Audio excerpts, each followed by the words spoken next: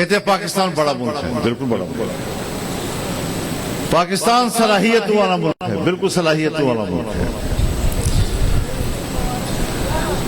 لیکن پاکستان ہر چند کے صلاحیت والا ملک ہے، وسائل کا ملک ہے، ایک بڑی فوج رکھتی ہے، لیکن پاکستان سے توقع نہ رکھی جائے جب تک یہ اسٹیبلشمنٹ پاکستان کی حکمران ہے، سیاہ و سفید کی مالک ہے۔ دنیائے اسلام سے کہنا چاہتا ہوں کہ پاکستان سے توقع مت رکھو، جب انقلاب لائیں گے اور ہم اس ملک کے حکمران ہوں گے پھر انشاءاللہ پاکستان عملی طور پر آپ کے شانہ بٹھانا کھڑا ہو کر نعرہ تکبیر! جمعیت علماء اسلام سبیلنا سبیلنا سبیلنا سبیلنا طریقنا طریقنا لبیک لبیک۔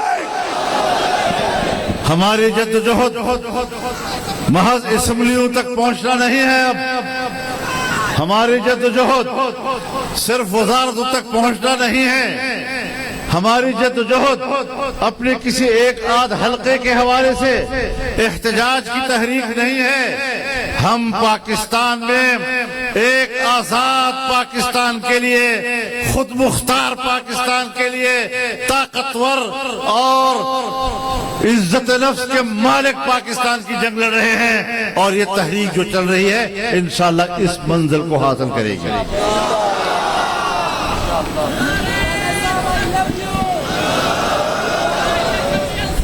بہت مذاق ہو گیا ہے، ملک کے اندر جمہوریت کا خاتمہ کر دیا گیا ہے، اسمبلیوں کی نمائشی اسمبلیوں کے نام پر جمہوریت کا لفظ استعمال ہو رہا ہے۔ جمہوریت مر چکی ہے، جمہوریت اپنا کیس ہار چکا ہے۔ اگر جمہوریت کو آپ نے حقیقی معنوں میں ملک کے اندر لانا ہے تو پھر یہ عوامی اسمبلیوں کی تحریک کو اٹھانا ہوگا اور حقیقی جمہوریت کے منظر کی طرف لے جانا ہوگا۔ جمہوریت اور پیچھے ڈکٹیٹر بیٹھا ہوتا ہے، ڈکٹیٹر کے اشارے پر قانون سازی ہوتی ہے، ڈکٹیٹر کے اشارے پر وزیر اعظم کابینہ کا اجلاس بلاتا ہے، اور اب تو ہمارے ملک میں یہ مثال بھی قائم ہو گئی کہ ایک وزیر اعلیٰ نے پوری کابینہ کو لے جا کر کور کمانڈر کے گھر میں میٹنگ کی۔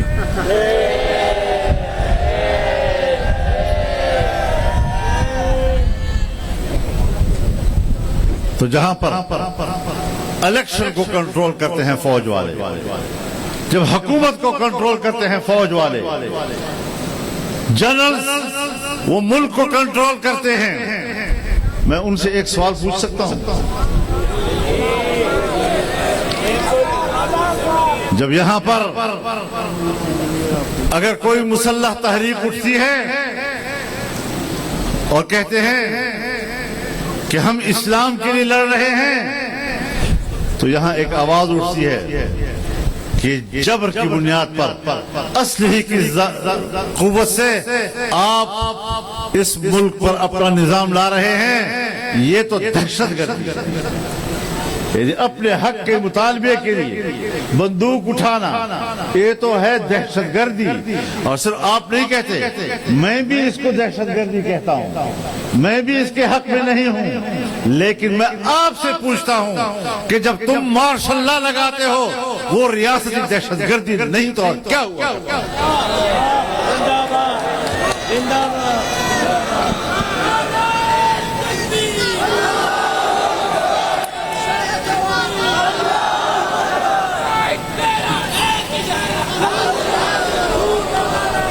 آپ مستقل طور پر پاکستان کی سیاست کو کنٹرول کر رہے ہیں، اور اس کے سب سے بڑی علامت ایپیکس کمیٹیاں ہیں۔ تحصیل میں کوئی میٹنگ ہوتی ہے آپ کا میجر بیٹھتا ہے، اگر ضلع میں کوئی میٹنگ ہوتی ہے آپ کا کرنل بیٹھتا ہے اس میں، اگر ڈویژن میں کوئی اجلاس ہوتا ہے سویلین افسران کا تو اس میں آپ کا بریگیڈیئر بیٹھتا ہے، جب صوبے میں کوئی اجلاس ہوتا ہے صوبائی حکومت کرے، انتظامیہ کرے، تو آپ کا کور کمانڈر اس میں بیٹھتا ہے۔ وفاق کی سطح پر حکومت کا کوئی اجلاس ہو تو پھر آپ کے ایپیکس کمیٹی کے نام پر آرمی چیف بیٹھتا ہے۔ آپ بتائیں کہ آپ سول انتظامیہ کے تمام فیصلوں کو ہر سطح پر اپنے کنٹرول میں نہیں رکھتے؟ یہ کیا ہے پھر اس کے علاوہ؟ یہ ہے کیا اس کے علاوہ؟ لہذا اب مسئلہ صرف الیکشن کا نہیں ہے، پورے طور و اطوار کو تبدیل کرنا ہوگا۔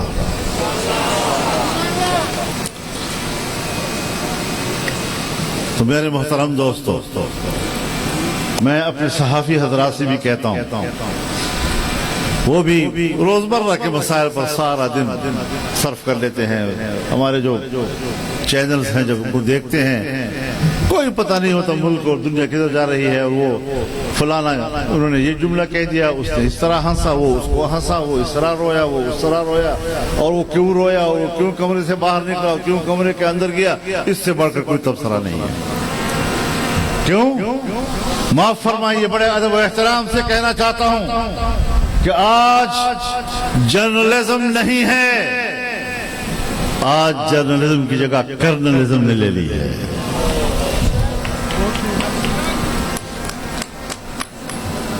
اس طلسم کو توڑنا ہوگا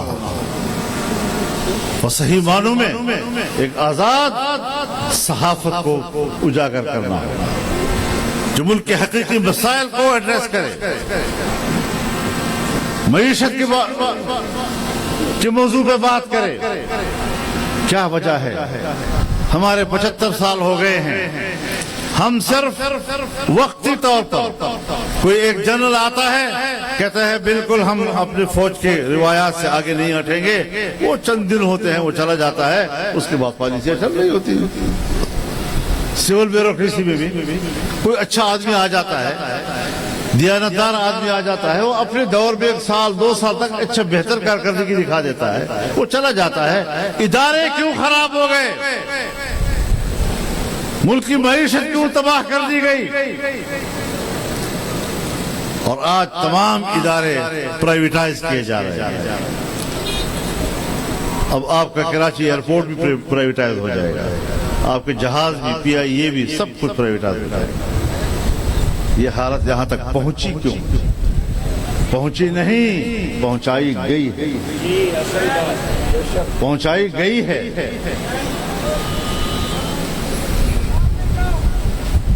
کئی سالوں سے یورپ کے کتنے ممالک ہیں جہاں پر PIA کا اترنا ممنوع ہے؟ کیوں ممنوع کر دیا گیا؟ کچھ غلطیاں آپ سے ہوئی ہیں۔